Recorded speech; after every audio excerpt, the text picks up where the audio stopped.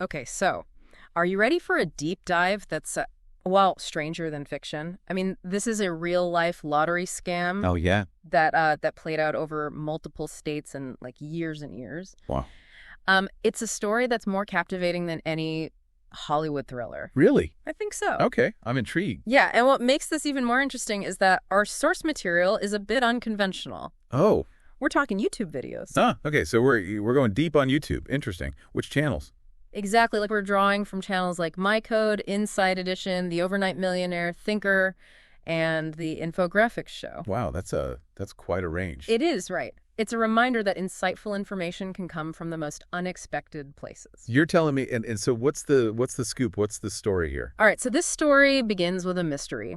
An unclaimed $16.5 million hot lotto jackpot. 16.5 million. Yeah, back in Iowa in December of 2010. Wow, okay. Why wouldn't someone claim such a life-changing amount? That's the question, right? Yeah. It is, and that's what initially sparked this whole investigation. Makes sense. I mean, 16.5 million unclaimed. Something's got to be up. Exactly, and it gets even stranger. The Iowa lottery was bombarded with calls Oh, really? from people claiming to be the winner, but none of their stories held up. Like, what do you mean? They didn't have the ticket or? Some couldn't provide the ticket's serial number, Oh, wow. while others gave descriptions that didn't match the store's surveillance footage. Oh, so they couldn't even describe how they bought the ticket. Right, like it was obvious they weren't the real winner. Sounds like a parade of imposters, each trying to grab a piece of the pie. And then a Canadian lawyer named Philip Johnston enters the picture. Oh, this is getting good, a lawyer. Okay. First, he tries to claim the prize himself. For himself? Then he says he's representing an anonymous client. Oh, getting more suspicious. Then he throws a trust based in Belize into the mix. Whoa, whoa, whoa, whoa. Trust in Belize, come on. This is like something out of a movie. I know, it's crazy, right? He just kept adding layers Yeah. of intrigue. This Johnston guy sounds like he's playing some kind of a game. It's like, why go through all that trouble if the win is legitimate? Seriously, you think if you won the lottery, you'd want everyone to know. Right. It's like they're trying really hard to hide something. Exactly. So what happened? What'd they do with this mystery? So the clock keeps ticking, the real winner remains elusive, and the jackpot is ultimately left unclaimed. Really? They never figured it out. Nope. The case goes cold for years, leaving investigators baffled. Oh, wow. A real head-scratcher. It is. But then in 2014, a twist worthy of any crime drama emerges. Okay, a twist? I like twists. What happened? Authorities released the convenience store surveillance footage, The footage. Why? hoping someone might recognize the mysterious hooded figure who bought the winning ticket. Oh, so they're hoping for a tip from the public. Exactly. It was a long shot, but it ended up being a game changer. So someone recognized him. A lottery employee all the way from Maine comes forward claiming to recognize the voice in the video. No way. They recognized a voice. That's Uh, crazy. I know. And guess who this mysterious lottery winner is? Who?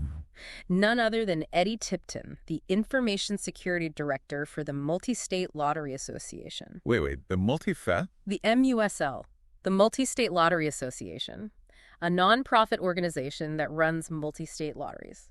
Okay, so like Powerball? Yeah, Powerball, and in this case, the Hot Lotto. They ensure fairness and security across state lines. So wait, the guy who bought the ticket, he worked for the company that runs the lottery? Yep, the very organization responsible for running the Hot Lotto. The irony is incredible. It's mind-blowing, right? It isn't just someone who bought a winning ticket, it's the person in charge of making sure the system is fair. You're kidding me. Nope, this isn't just an unclaimed prize now, it's a potential case of insider fraud. Wow. So the guy whose job is to make sure the lottery is fair is now suspect number one. It's a complete betrayal of trust. It's like he was the fox guarding the henhouse. Exactly. But how did he do it? What secrets did he exploit to rig the system in his favor? That's what I want to know. Well, that's what we'll uncover as we delve deeper into this incredible story. All right, I'm ready for the next layer. Buckle up. So this Eddie Tipton guy, he had like a crazy level of access, like keys to the kingdom type of thing. Really? So he could just do whatever he wanted? Pretty much, it seems like. I mean, he helped write the code for the Hot Lotto's random number generator. The RNG. Yeah, and he also had clearance to enter the secure room where the RNG computer was housed. So he designed the system and then he had access to it. Exactly like setting the stage for the perfect crime. And do they have any security footage of this guy? Well, investigators found a really weird glitch in the surveillance footage. What kind of glitch? From the day Tipton accessed the RNG room, the cameras were only recording 1 frame per minute. Hold on, 1 frame a minute. What's that? Like a slideshow? Basically, yeah, instead of a continuous feed, just a snapshot every minute. So they couldn't see what he was actually doing in there? Nope, just glimpses. Yeah. And it happened to occur only when Tipton was in the room. So this wasn't some random technical error. It sounds intentional. Right, it makes you wonder if he had help too. Like an inside job. Maybe. And when they started looking into Tipton's life, they found connections to other lottery winners. Wait, other lottery winners? As in multiple people? His brother, Tommy Tipton, won over $500,000 in Colorado back in 2005. His brother won the lottery too. Come on, what are the chances? Pretty wild, right? And it doesn't stop there.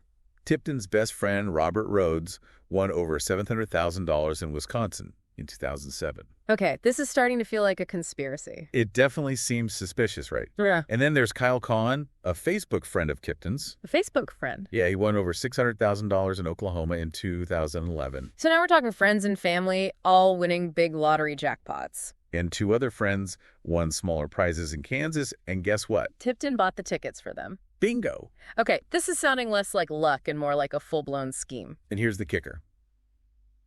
Most of these wins happened on or around specific dates. The specific dates, like What? what? May 27th, November 26th, and December 29th. Those dates have to mean something. This is too weird. Remember that glitch in the surveillance footage? Yeah, the 1 frame per minute thing. It only occurred on those specific dates, too. Are you serious? It's like he was controlling when the system would be vulnerable. This guy was meticulous, but proving all this must have been a nightmare. You're telling me most of the computers from those earlier lotteries had been wiped clean? Oh, no, really? So no evidence. It was like trying to solve a puzzle with missing pieces. So how'd they catch him? Luck, or maybe fate. They found an old RNG computer from the 2007 Wisconsin lottery. The one where his friend won. Yep. It was sitting in a storage facility and hadn't been wiped. So they had the machine, but could they understand it? They brought in this programming expert, Sean McClendon. And he could crack the code. He reverse engineered the software on that RNG computer and found a hidden program buried deep in the code. Oh, wow, like a secret backdoor. Exactly. It was disguised and designed to go undetected, a real sneaky piece of work. What do they call it? QVRNG.dll, short for Quantum Vision Random Number Generator. Quantum vision, huh? Sounds fancy, but how does that even work with a Geiger counter? Okay, so the lottery's RNG used a Geiger counter to measure background radiation. Right, to make the numbers random. Exactly. But Tipton's code, it bypassed that randomness, limited the possible winning numbers to a smaller pool. So instead of millions of combinations, it was more like picking from a hat. Pretty much he turned a game of chance into a game of control. That's incredible, but also kind of terrifying. He was that good at coding. Oh yeah, and it gets even crazier. This code only activated on those specific dates, May 27th, November 26th, and December 29th. Those dates again. And get this, only during leap years. Leap years, like he really thought of everything. That's why his scheme went undetected for so long. It was like a ghost in the machine. So he wasn't just lucky, he knew when to play. He knew which days to rig the system. Basically, he was playing a different game altogether. This whole thing is like a movie. It's mind-blowing, but eventually he had to slip up, right? You'd think so, wouldn't you? He had to slip up somewhere, right? I mean, nobody's perfect. Well, you know the Iowa jackpot that started all this? Yeah, the one he bought himself. That was his big mistake. He got cocky. So he didn't use one of his friends this time. Nope. Went for it himself, broke his own pattern, and Iowa, What about Iowa? they have tougher rules about identifying winners. Ah, so it's harder to hide. Exactly. And, he underestimated the public. The power of those internet sleuths. That footage going viral, that was the beginning of the end. So once they had all the evidence, what happened? They confronted him, the code, the connections, the footage. Yay. He knew he was caught, so he took a plea deal To save himself? to protect his brother and friends mostly. So he confessed. Spilled the beans, told them everything how he did it. Wow, and where do you even get the idea from? Get this, it all started as a joke. A joke? Seriously? An accountant suggested he rigged the lottery since he had access. You've got to be kidding me. It's crazy, right? A harmless comment turned into a huge crime. So what happened to them all in the end? Tipton got 25 years in prison. 25 years? Wow. Yeah, his brother got 75 days and Rose probation. So I guess justice was served, but this whole thing, it really messed with the lottery's reputation. Big-time people started questioning everything. Could it happen again? Makes you wonder, right? Lotteries had to rethink their security. Big changes after this. I bet so much tighter controls, I'm sure. It shows you how vulnerable even the most secure systems can be. No system is perfect, especially with a mind like Tipton's. Someone who can think that far ahead, plan everything. Well, this has been a wild ride from an unclaimed jackpot to a full-blown conspiracy. It really makes you think about cybersecurity, transparency, all that. Never underestimate the power of a good YouTube deep dive. Absolutely. We found some real gems in those videos. So to everyone listening, check out those videos for yourself. See what you think. Maybe you'll find something we missed. And who knows what other crazy stories are out there waiting to be uncovered. Until next time, happy sleuthing.